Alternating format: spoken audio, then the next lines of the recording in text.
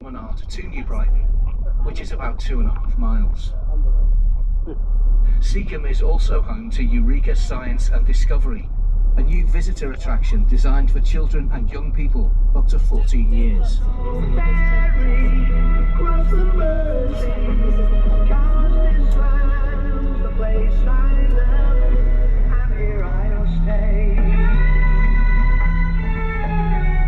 There's been a ferry across the Mersey for more than 800 years, providing a link between Liverpool and the Wirral shorelines.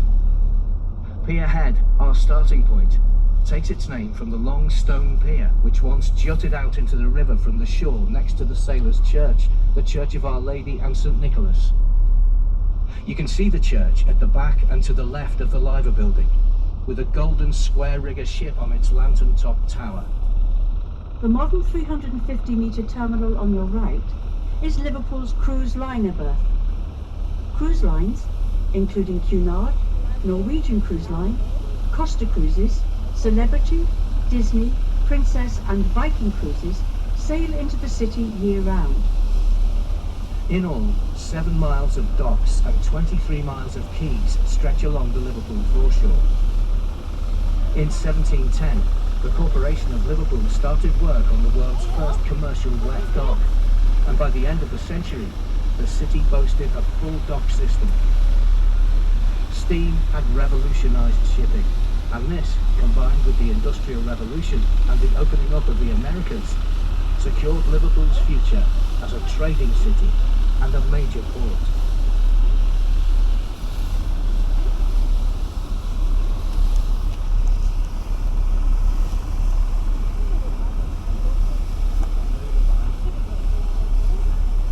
Liverpool's unique character has been influenced by a diverse mix of races and nationalities, and this has produced a population characterised by its vitality, resilience and extreme sense of humour.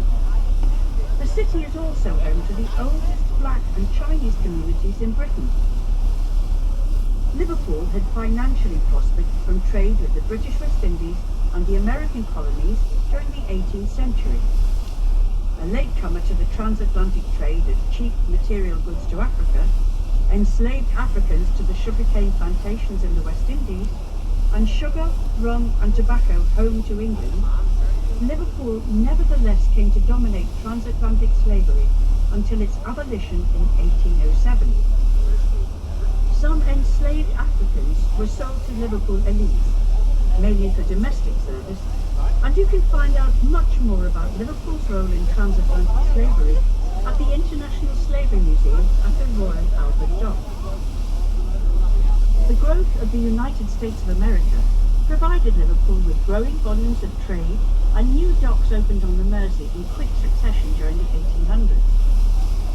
The city was described as the gateway to the British Empire and the door to the New World. A significant Irish presence has existed in the city for several centuries.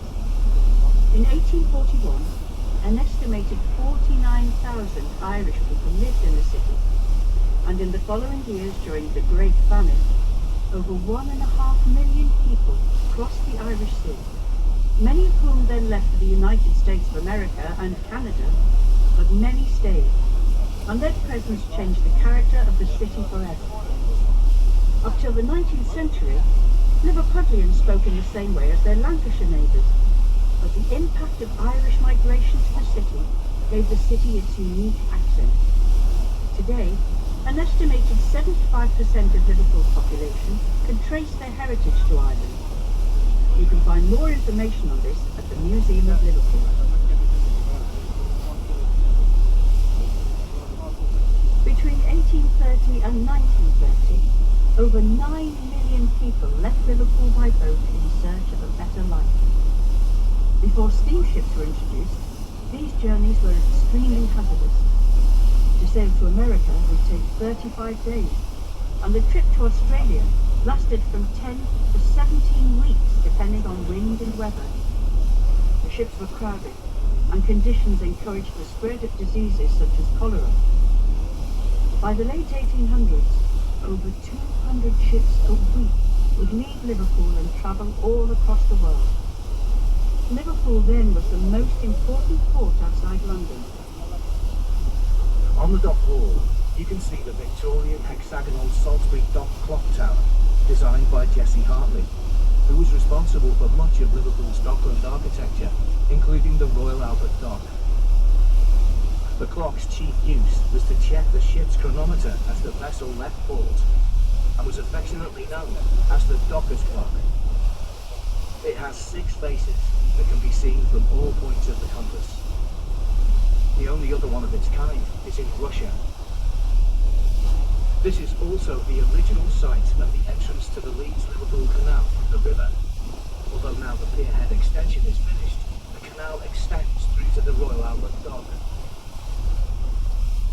We now see the massive red brick building, which is the Stanley Tobacco Warehouse.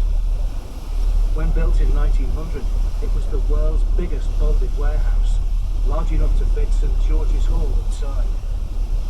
It was built using 27 million bricks, specifically for storing tobacco cargoes until duty was paid, and it is still the largest brick-built building in the world. The next dock downriver is the Nelson Dock, and then we have the Bramley Moor Dock, which in the future will be the new home of Everton Football Club. The new stadium has an estimated cost of £760 million, is due to open for the start of the 2025-26 Premier League season, replacing Goodison Park, the club's home since 1892.